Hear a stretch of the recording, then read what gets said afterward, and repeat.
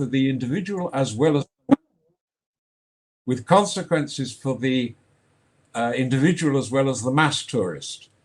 Firstly, a new iconography has evolved to sell a destination which history has rendered anachronistic. Next slide, please. Next slide. Part of the attraction was geographical, but selling sun and sand holidays required extensive new installations along the quays fringing the island's north coast, including the necessary transport infrastructure, like causeways to link the mainland to the quays. Next slide. Next slide. Yeah. The engineering involved had repercussions on the environment, although with careful planning they could be mitigated, for example, by encouraging the growth of mangrove swamps. They could also be landscaped and prettified for the purposes of marketing. Next slide. And Enzensberger remarks in another essay, tourism is an industry whose production is identical to its advertisement. Next slide. City tourism is more complicated, not only more dispersed, but also more dependent on being able to package up the cultural environment, the museums and galleries, the sites and cuisine, the entertainment and the nightlife. In doing this, the tourist industry treats the entire cultural field as raw material to be expropriated and exploited in the same way as any other extractive industry. Some of this raw material comes in the form of the city itself, its architecture and fabric, and some of it in the ambience of cultural performance generated within it. The job of rebranding was made all the easier by the vibrancy of Cuban popular culture, especially its music, which had already made inroads into the global record business, where it was mixed up with the perennial process of symbiosis in the wider field of cultural production between performance and spectacle. Next slide, please. Next slide, yeah. The 90s brought a synergy between the new tourism and the international film industry, with films like Wim Wenders' Buena Vista Social Club, where the new iconography takes shape.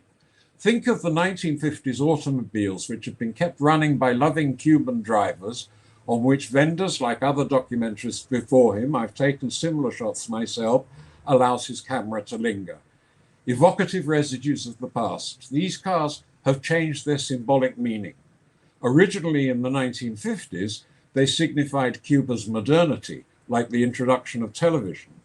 Then they came to signify its arrested development as the USA turned its back and the island fell under Soviet tutelage. Finally, they entered the circuit of tourism as their owners turned taxi drivers, and their cars passed from being quaint relics to becoming trophies in the retro of postmodernism, sought after by foreigners prepared to pay hard dollars for them. On a symptomatic reading, what is registered here is a change which the image of Cuba has undergone since the collapse of the Soviet Union, a vestige of the Cold War, which continues to be a victim of bullying by its overbearing neighbor. Next slide, please.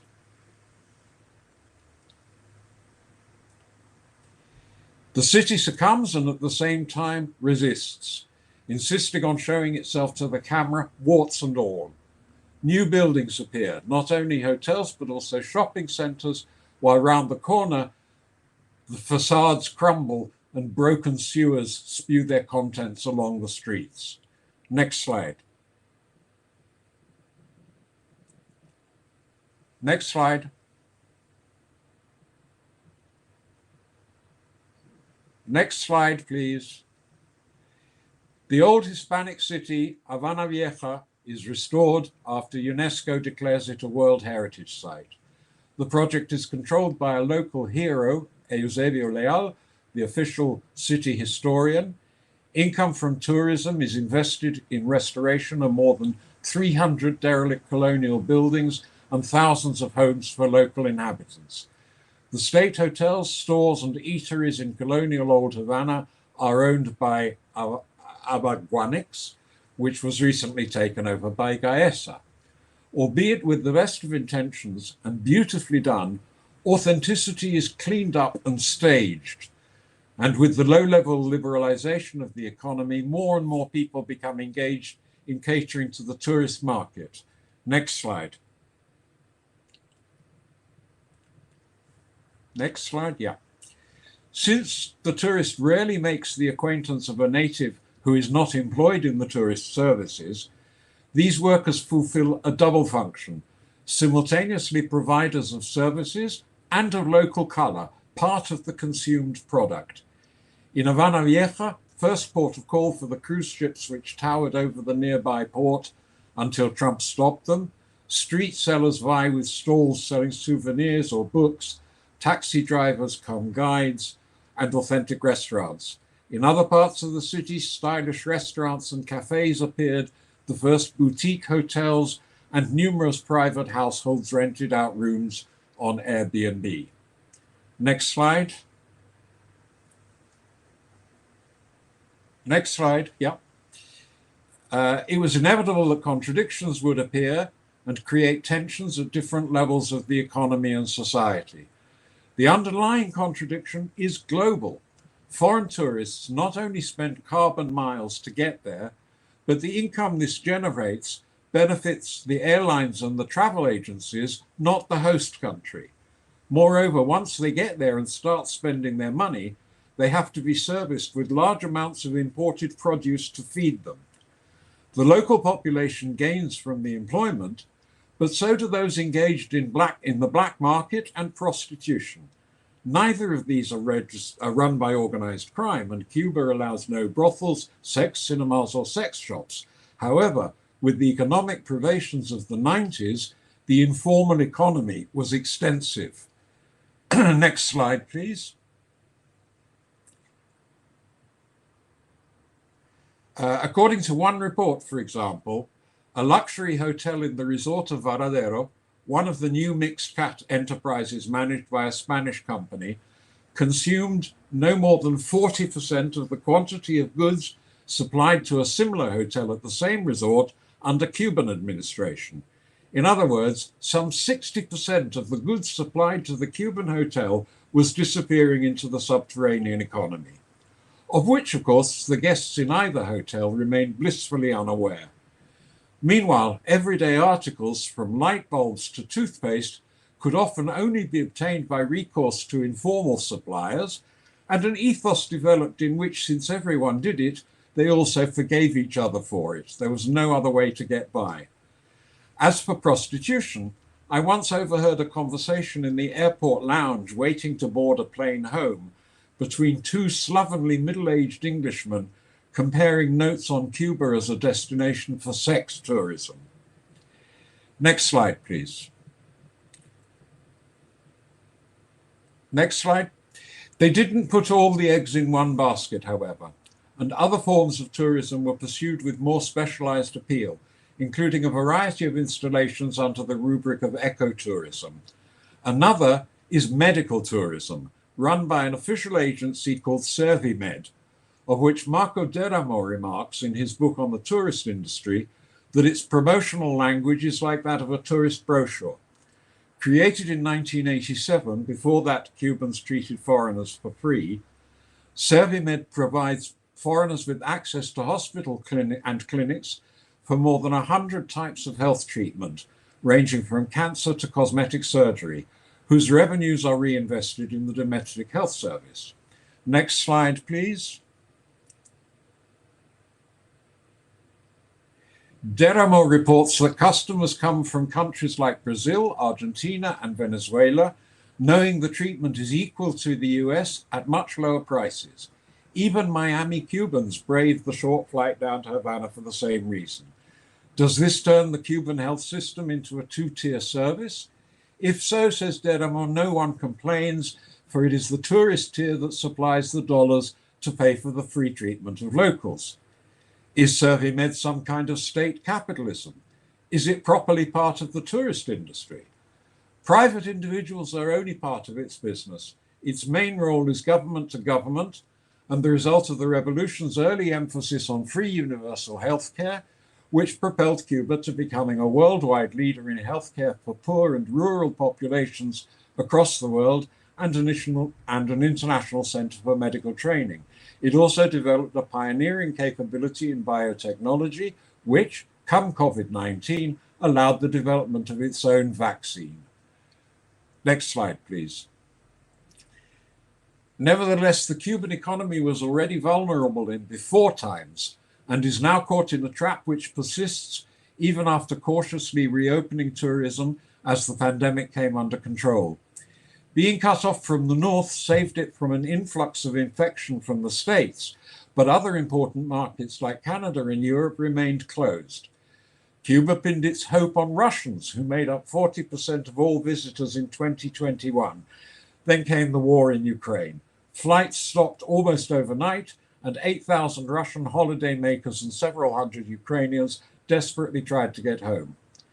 They were not the only ones wanting to leave. At the same time, as conditions on the island have deteriorated, illegal Cuban migrants are arriving in the US in growing numbers, no longer by risking the open sea to Florida, but after Nicaragua lifted visa requirements for Cubans, they fly to Managua and then take the route overland through Mexico, joining the constant flow of undocumented migrants, except that they hope that their Cuban origins will get them through. The numbers are now the highest since the Mariel boat lift. But this, of course, is not tourism. It's the underbelly of tourism, not only in Cuba, but everywhere. Public debate is prone to ignore tourism while confusing migrants, exiles, and refugees. And indeed, it's confusing.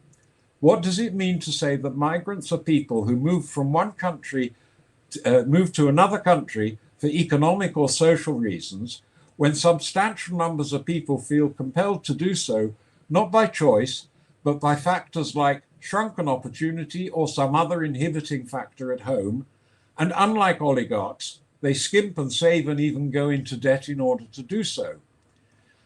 Are exiles only those people forced to seek political asylum? And what of refugees fleeing the destruction of war or impossible conditions of life as a consequence of climate change, whose numbers are set to grow? One thing is clear, the people involved are not tourists. They live in the netherworld of tourism. Let me conclude by asking, let's have the next slide, please, by asking what has happened to the tourism of the revolution described by Enzensberger, which I suggested placed the individual in a situation liable to induce cognitive dissonance, which mass tourism does everything to suppress.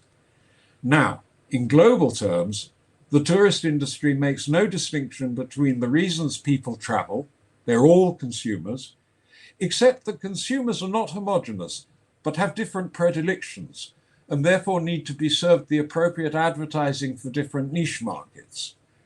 One of these niche markets is gathered here, academics, and we should consider ourselves in this context as a subgroup of the category of professional traveler, like journalists.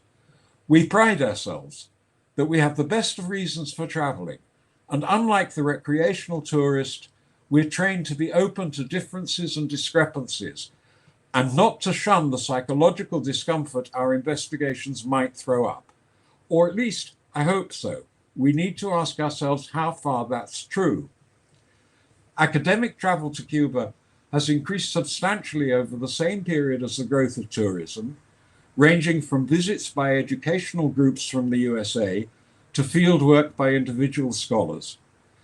Without going into the factors that encouraged this interest, it happened partly because travel became easier. We come with new concerns, new research methods, and new theoretical paradigms of diverse kinds, which are not always compatible with each other. But I wonder if we're always properly aware of our own susceptibilities. Do we not come laden with ideological baggage like the rest of the flow of tourists? Not the same baggage, but our own professional brand. And doesn't that also include the risk of other forms of cognitive dissonance?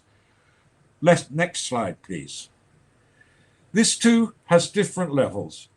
For myself, I became aware long ago that whatever the reason, you couldn't fly anywhere without contributing greenhouse gases to the atmosphere. And going to film in Cuba in 2019 to make a film whose subject included tourism only intensified this feeling. But at this level, the contradiction is irresolvable, and you do what you have to do. The problem is that the climate crisis is not down to individual behavior, but in brief, to mass overconsumption in the global north, which is fed by imperialist exploitation of the south. At the individual level, it's more challenging, because to recognize cognitive dissonance is to confront questions of hidden bias within one's own purview. But this is more than an existential conundrum, because it also has an ideological dimension, which is historically pliable and produces generational differences. In this perspective, the problem is that even if Enzensberger's revolutionary tourism is now an anachronism, the underlying political question is still vigilant, but is often suppressed by the Cold War alteration of the political environment, in which communism and Marxism are also considered anachronistic, and the historical category of class has given way to identity politics. Perhaps the bias that we most need is not to hide the fundamental conflict that was posed by the revolution from the moment it challenged the empire in the north, a political conflict that continues today unabated, but in evolving forms. But we also have to proceed, I believe, in a new and more engulfing context. We need to understand that Cuba is also, neither more nor less, a microcosm of the much larger consequences of the capitalist destruction of the environment to the detriment of social justice. And if we get that wrong, that's not a sentence I want to finish. Thank you.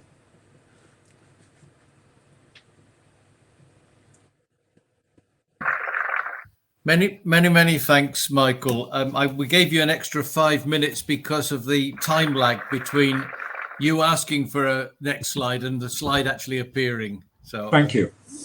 And I just wanted to say before we move on to Miguel, Michael has a new book about to come out. I say about to come out because I looked it up and it's pre-order at the moment. And it is called From Printing to Streaming, Cultural Production Under Capitalism. I'm sure we're going to love reading that. Thanks, Michael.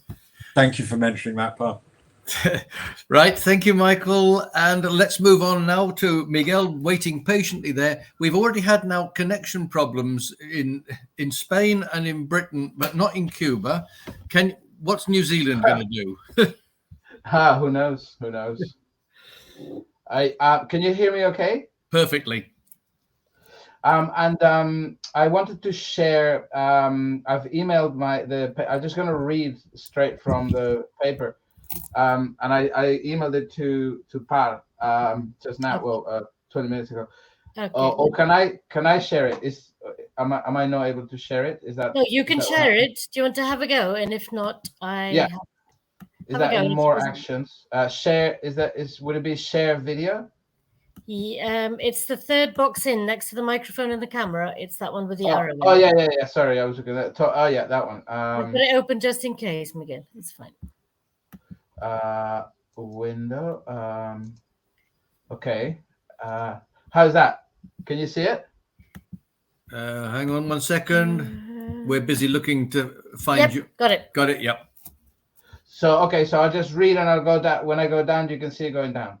Okay. Yeah. Okay. All right. So we've got 20 minutes. Is that right?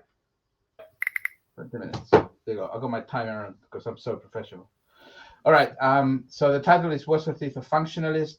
Bronislaw Malinowski's Early Functionalism and the Afro-Cuban Anthropology of Fernando Ortiz.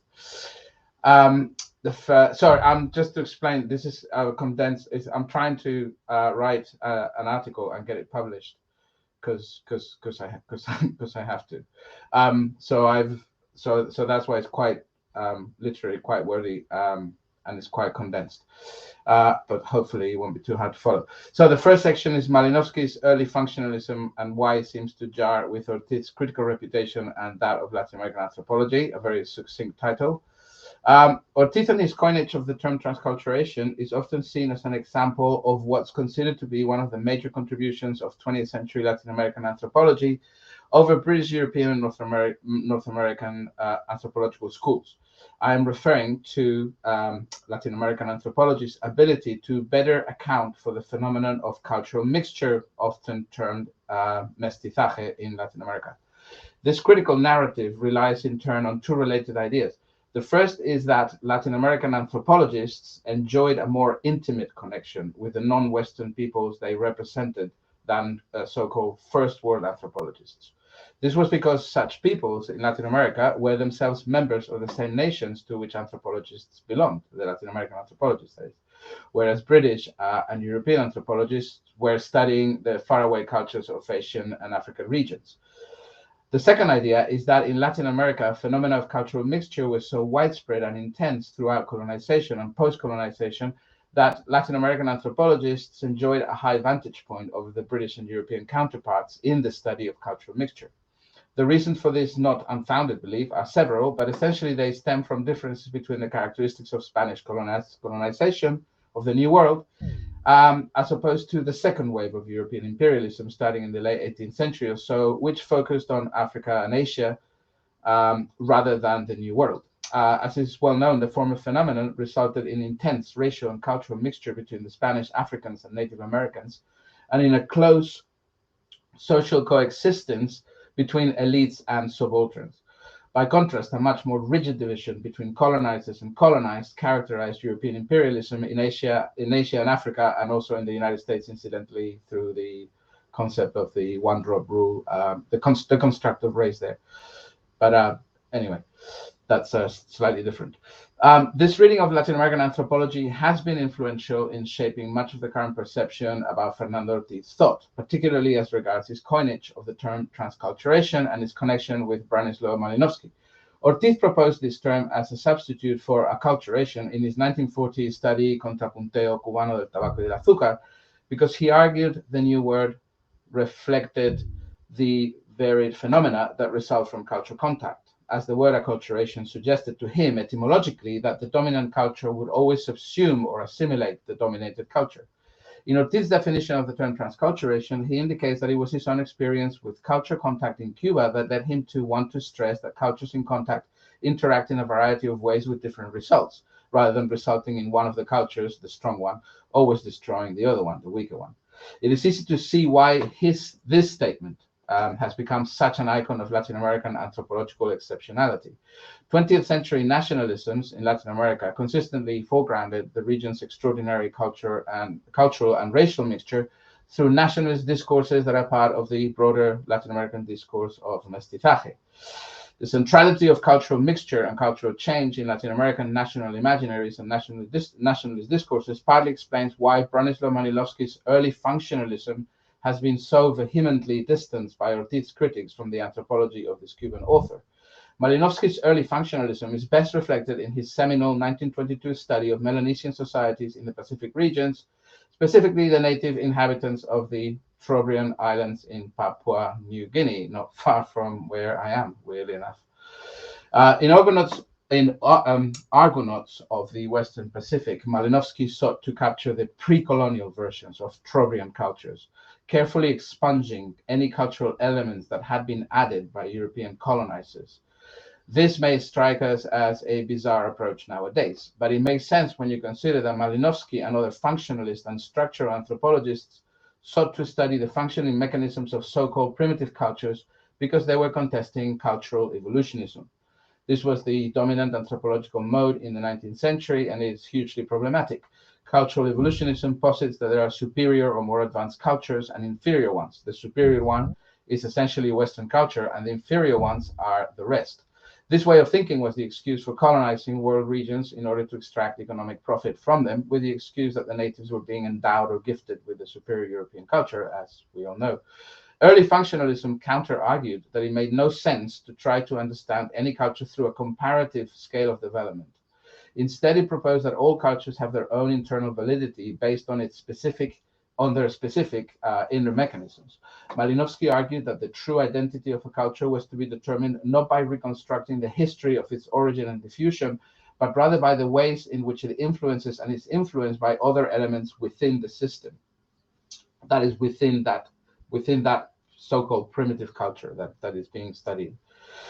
From such perspective, a culture is to be studied simply as it exists on a single time plane and not in terms of its historical or evolutionary development.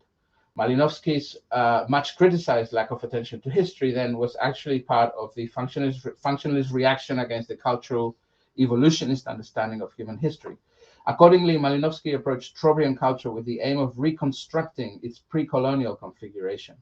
This stemmed from his conviction that the presence of colonial administration, missionaries, and other Europeans endangered the accuracy of the account of native life. While this early functionalist approach has fallen into considerable disrepute, it is important to remember that it produced cultural relativism, which is a radical challenge to evolutionism, a noxious ideology that is nowadays still prevalent in our cultures and in our history books. The influence of evolutionism is huge even today. Essentially, early functionalism played a role in our development of the belief that all world cultures, like all peoples, are unique and precious, but at the same time, they are all human.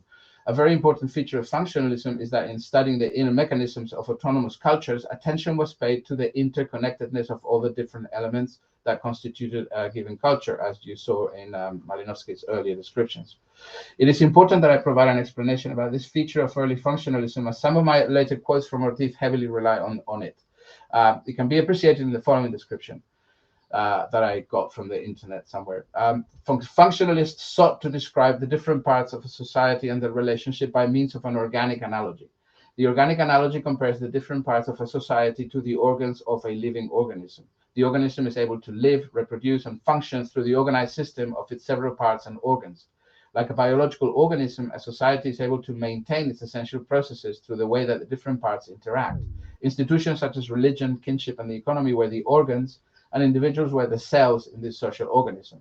Functionalist analysis examined the social significance of phenomena, that is, the function they serve a particular society in maintaining the whole.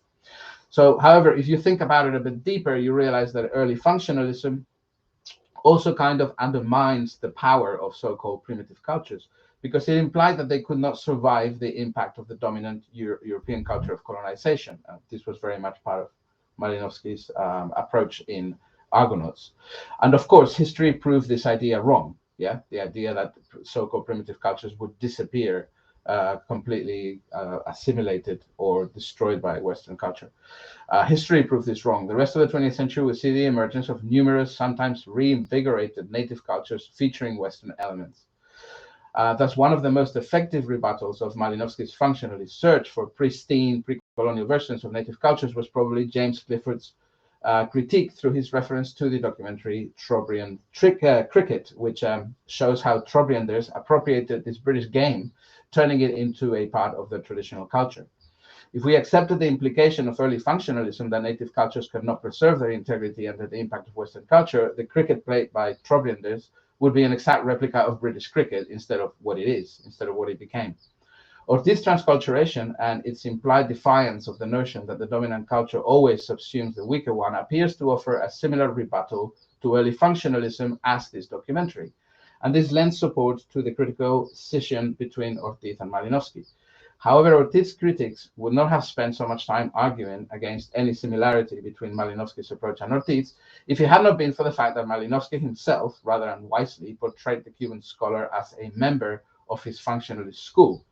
Malinowski did this in the introduction that he wrote to Ortiz Contrapunteo Cubano del Tabaco y del Azúcar, where he claimed that Ortiz was an adherent of his functionalist school.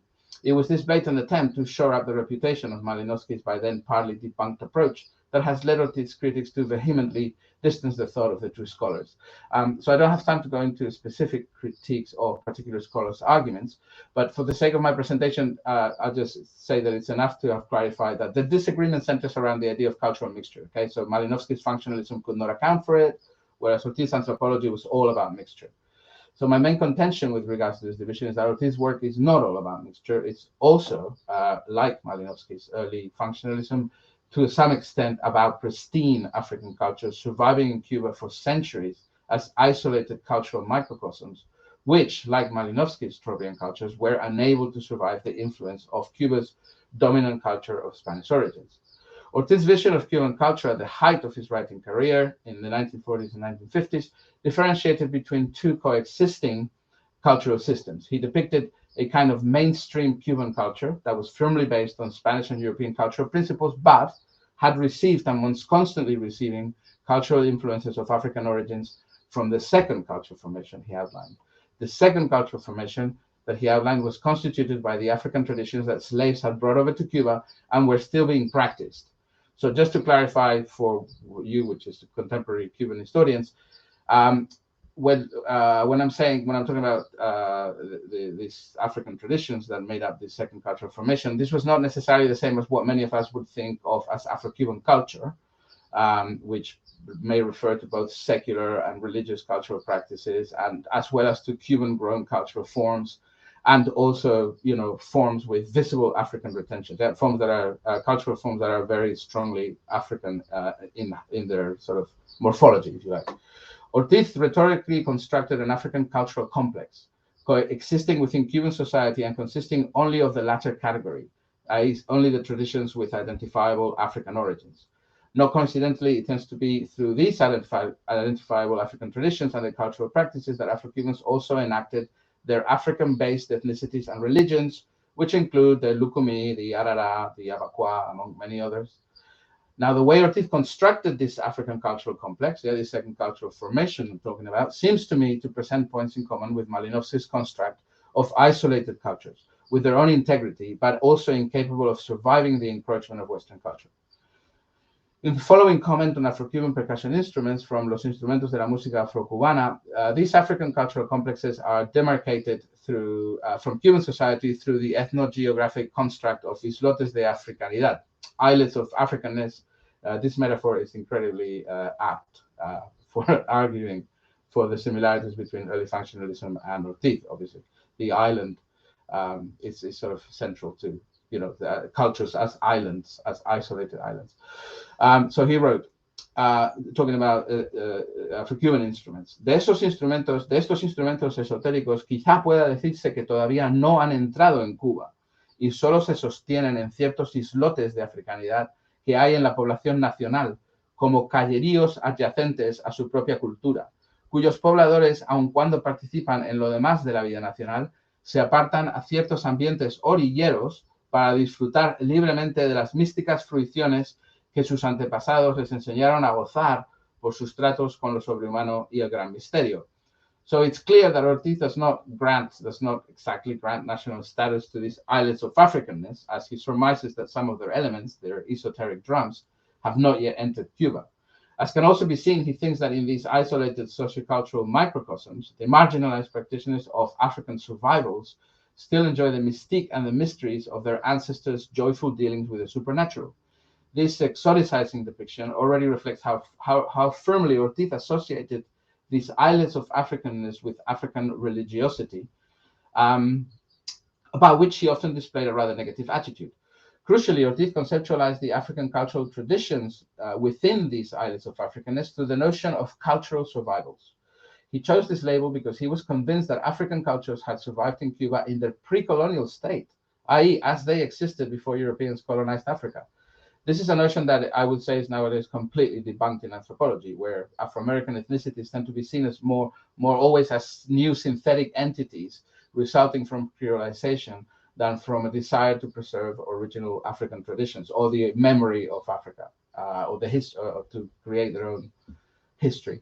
This is not to say that Afro-American ethnicities do not feature elements of identifiable African origin. They do. It is just that Afro-American subjects incorporate them into their creolized ethnicities rather than use them to reproduce the originary African ethnicities.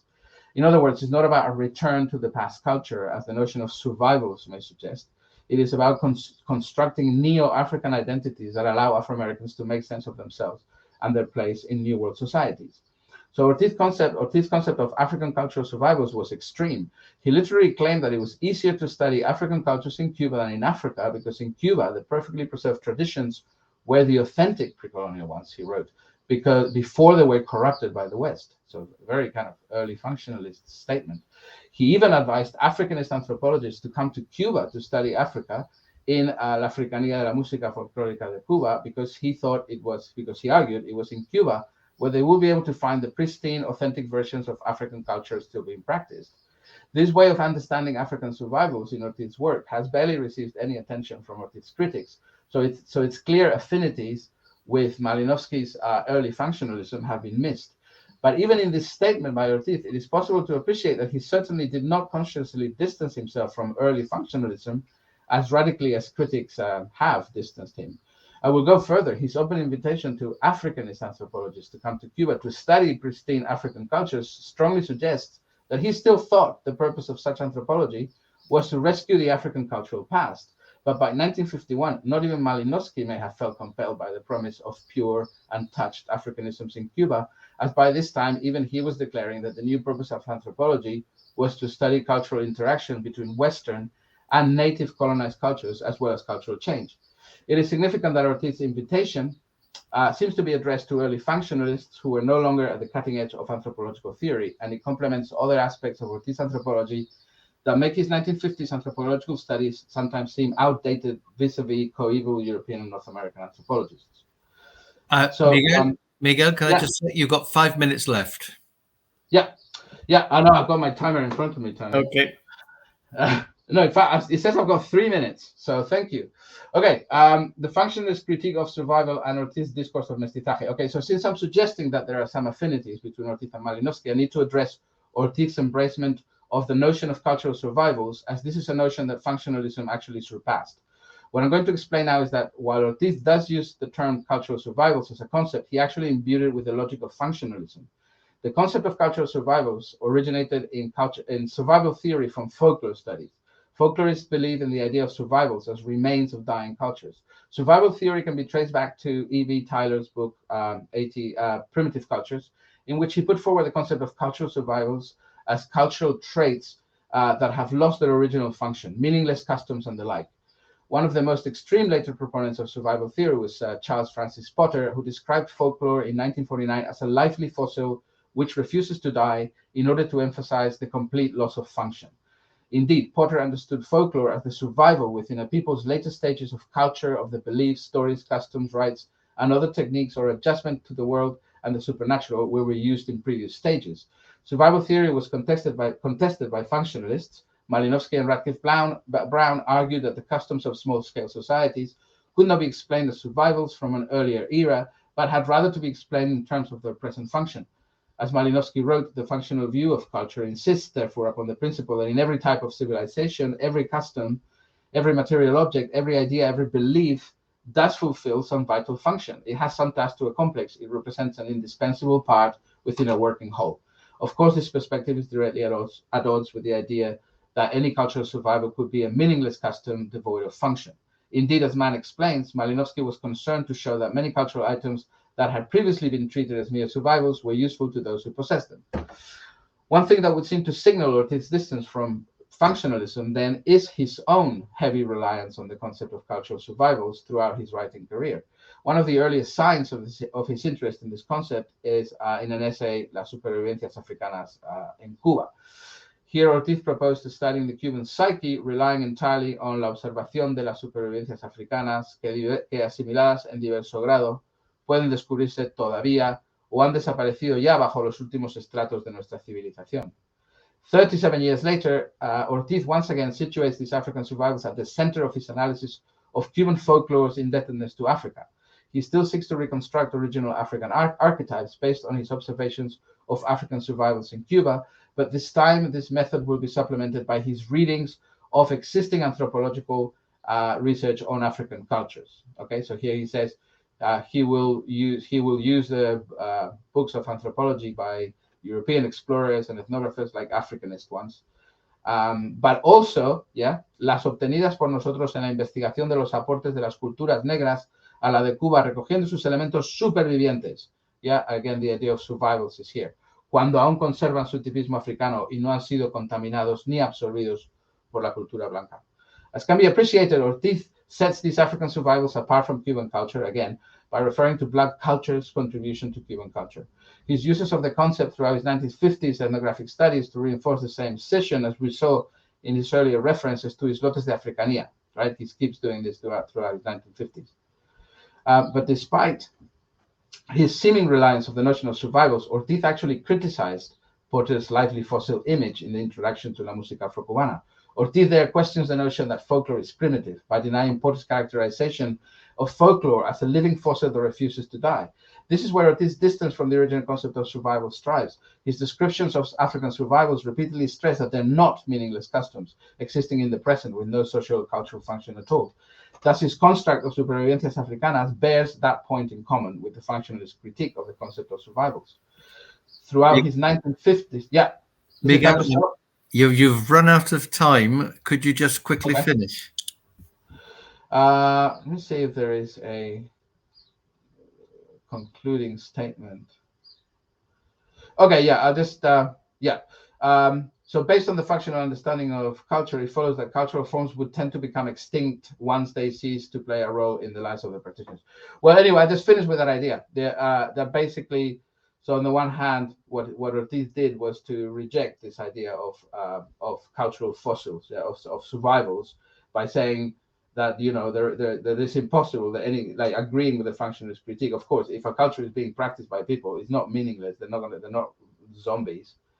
But then what he did is he said, well, the African survivals in Cuba, they have a function. The function is to preserve Afro-Cuban religiosity.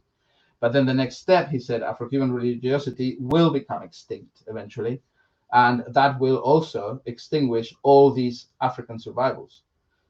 At the same, while that would be in his future, the future that he desired, which was a future of mestizaje, where there was no disagreements, no racial conflicts. It was actually a Cuba where there would be no races or differences at all. And so those cultural survivors had to disappear to fulfill that vision of the future. But at the same time, so I know that this makes it sound like Ortiz was only about, assimilation and so on. But so it's important to remember that at the same time, he thought that the elements from the African survivals during this process of fusion were constantly affecting aspects of the mainstream Cuban culture. Okay, that's it. I'll stop there. Right. Many thanks indeed, Miguel. And I'm sorry about cutting you short there. No problem. Right. Well, we have now, as a result of all these problems of connectivity and so on, we've, of course, reduced our 40 minutes of discussion down to about 15, 20 if we wanted to spill over. Can I suggest two things then? One is that if you have comments to make, could you make them in the chat? And then the people who are giving the papers can understand them. And can you limit your contributions to questions? And we'll take the questions first and then give the ponentes the chance of answering. So over to you. Any questions from anybody? I wanted to ask Michael a question. Please do. Sorry, I did. So Michael, sorry, that was very interesting. Is there a Cuban tourism, like internal Cuban tourism, not meaning from rural tourism into Havana, for example, rural urban tourism, and the other way around? And does it have any economic benefit? Okay, can I take any more questions first before we get the answers?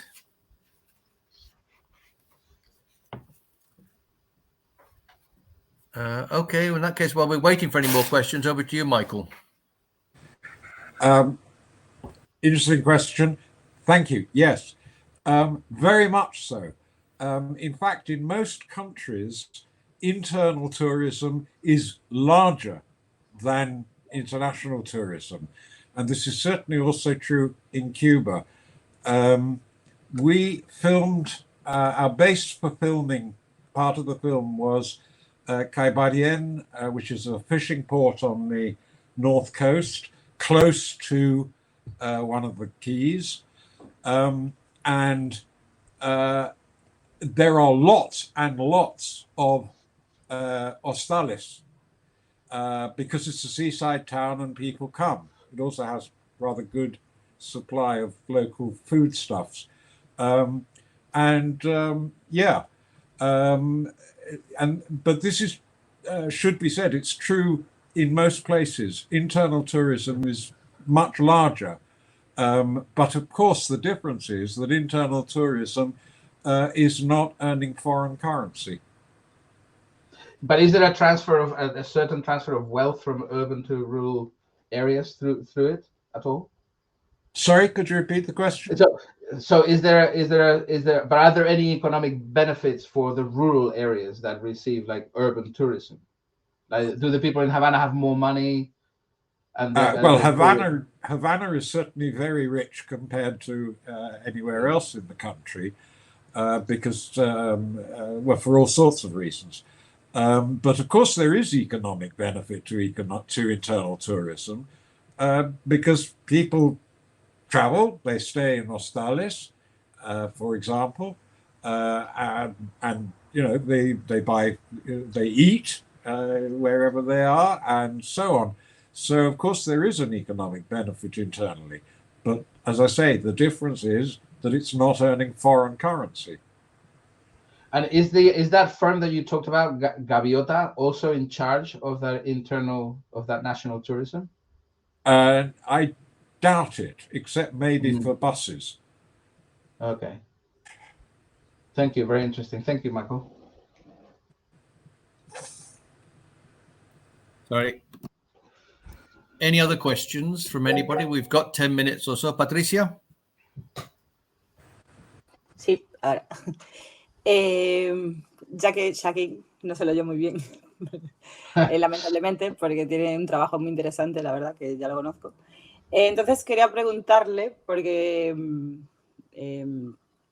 me pareció ver o intuir en algún momento esa influencia, ¿no? O sea, que hablabas de esa lucha armada que en los 70, digamos, aún se apelaba, ¿no? En esas luchas en África, digamos, que aparece en la tricontinental. Y me pareció ver algunas referencias al Che Guevara. Y si se hablaba, y bueno, precisamente por eso que dijiste de las guerrillas rurales, ¿no? Que aún que tenían incidencia en África. Y si se hablaba de ese foquismo guevariano o se tomaba simplemente como un referente sin más, ¿no? O ese método creado se seguía, bueno, hablaban de ello, ¿no? En las páginas de Tricontinental. En las páginas de Tricontinental de estos años, los textos de Guevara en los primeros números, es decir, antes del final de la década de los 60, son aportes que efectivamente recogen sus impresiones acerca de la guerrilla en una ocasión por lo menos. Pero aquellos artículos que reproducen textos de Guevara ya segundo avanza el cambio de década son más bien, es por ejemplo el mensaje a la tricontinental y una idea de unidad en torno a la idea del tricontinentalismo. No es en ningún momento ninguna doctrina ni sugerencia siquiera sobre las formas que tiene que adoptar la lucha armada. Así que yo creo que se puede apreciar un cambio.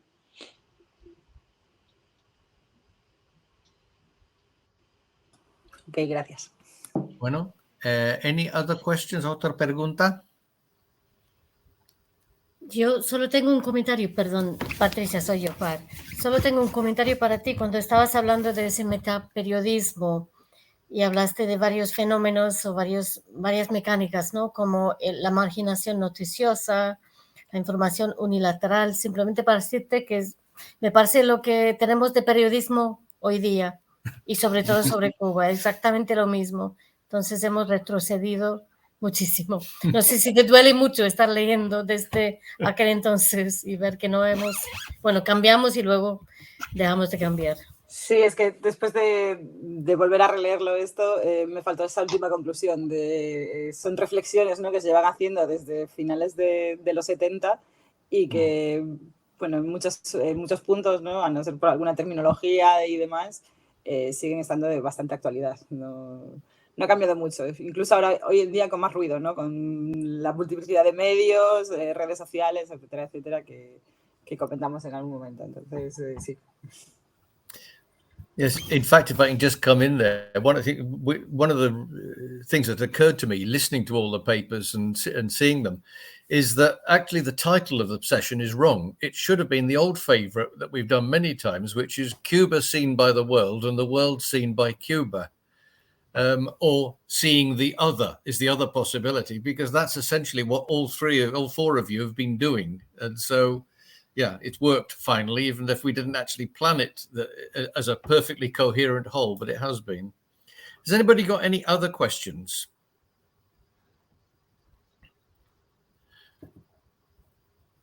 Okay, in that case, I think what we'll do is simply say to everybody, muchísimas gracias